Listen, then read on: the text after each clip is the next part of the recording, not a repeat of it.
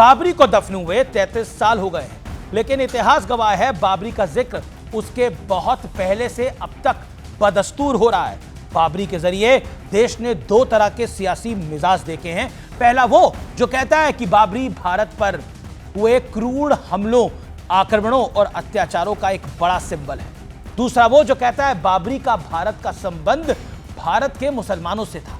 बाबरी को भारतीय मुसलमानों की विरासत दिखाने और बताने की एक नाकाम कोशिश होती है और इसी कोशिश को तुष्टीकरण कहा जाता है।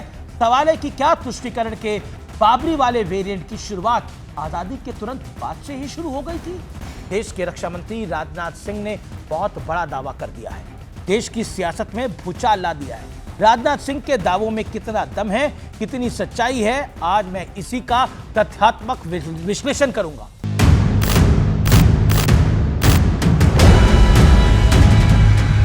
जब पंडित जवाहरलाल नेहरू सरकारी खजाने से पैसा खर्च करके बाबरी मस्जिद बनवाई जानी चाहिए। नमस्कार व्यूअर्स, मैं हूं अमीश देवगन। सत्य और तथ्य में आज बात होगी बाबर के सबसे बड़े सच की। यह वो सच है जिसकी बहुत ज्यादा चर्चा नहीं हुई। देश को इसके बारे में उस तरह से जानकारी नहीं है जैसा भारतीय जनता पार्टी के कारसेवक आंदोलन के बारे में पता है। इसके दो कारण हो सकते हैं। पहला, बीजेपी को जानबूझकर मुस्लिम विरोधी दिखाने का एक प्रयास रहा होगा। हालांकि बीजेपी को राम मंदिर आंदोलन से नुकसान के बजाय फायदा हुआ और 2025 आते आते कांग्रेस की हालत विचार करने योग्य हो चुकी है, आप भी जानते हैं। दूसरा कारण यह हो सकता है कि तुष्टीकरण की चाह वाले शायद तुष्टीकरण करते हुए दिखना नहीं चाहते थे। यही कारण है कि जिस कथित सच की आज मैं बात कर रहा हूं उस पर बड़ी बहस छिड़ चुकी है। इस बहस को हवा दी है देश के रक्षा मंत्री राजनाथ सिंह ने। राजनाथ सिंह ने दावा किया है कि पंडित जवाहरलाल नेहरू सरकारी धन से अयोध्या में बाबरी मस्जिद का पुनर्निर्माण कराना चाहते थे, जबकि सरदार वल्लभ भाई पटेल ने इसका कड़ा विरोध किया। यह बयान आते ही चौतरफा बयानों की बाढ़ सी आ गई। बीजेपी आरोप लगा रही है कि कांग्रेस ने हमारे देश में तुष्टीकरण का खेल खेला। दूसरी तरफ कांग्रेस सांसद मणिकम टैगोर ने दावा किया है कि राजनाथ सिंह ने जो कुछ कहा उसके समर्थन में उनके पास कोई आर्काइवल और डॉक्यूमेंट्री सबूत नहीं है। आरोप तो यह भी लगाए गए कि बीजेपी फिर से इतिहास लिखना चाहती है।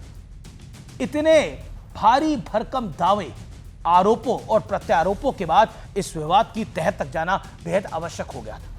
सच क्या है? क्या वाकई पंडित नेहरू और सरदार वल्लभ भाई पटेल के बीच बाबरी को लेकर कोई संवाद हुआ था? यह जानने के लिए हमने काफी रिसर्च करी, कई किताबों को खंगाला, फिर मेरे हाथ एक किताब लगी। इसका नाम है inside story of Sardar Patel, the diary of Maniben Patel 1936 से 1950।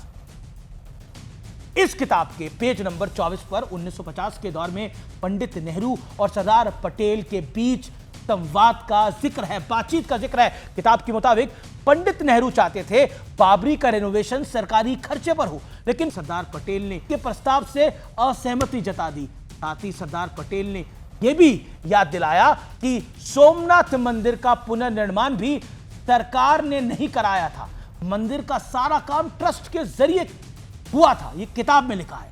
पंडित नेहरू ये तर्क सुनने के बाद खामोश हो गए और अपने प्रस्ताव को अपने मन में ही उन्होंने रख लिया। लेकिन बात यहां खत्म नहीं होती। इतिहास के पन्ने खुले हैं तो कई और कहानियों पर भी से पर्दा उठेगा।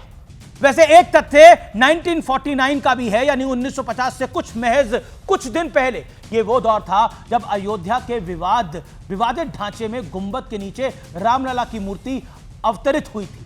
तब पंडित नेहरू ने यूपी के सीएम गोविंद वल्लभ पंत को चिट्ठी लिखकर कहा था कि मूर्ति को तुरंत हटा दिया जाए। ये तब की कांग्रेस थी, क्योंकि धर्मनिरपेक्ष राज्य में मूर्ति रखना स्वीकार नहीं किया जा सकता। यानी जब पंडित नेहरू सरकारी पैसे से बाबरी रेनोवेशन कराना चाहते थे, उससे पहले वो वहां प्रकट हुई मूर्ति की मौजूदगी पर सवाल उठा रहे थे। जैसा कि मैंने पहले कहा, इतिहास के पन्ने खुद अपनी कहानी कहते हैं। इतिहास इंच भर घटे या बढ़े तो इतिहास नहीं रहता। इसलिए जरूरी है कि हमें अपने सही इतिहास की जानकारी हो, ताकि हम आज होने वाले किसी भी दावे को इतिहास वाले तराजू में तौल पाए, फैसला कर सके कि हमारा रुझान दावे किस छोर और किस तरफ है। सच की तलाश कीजिए, सही इतिहास को जानिए।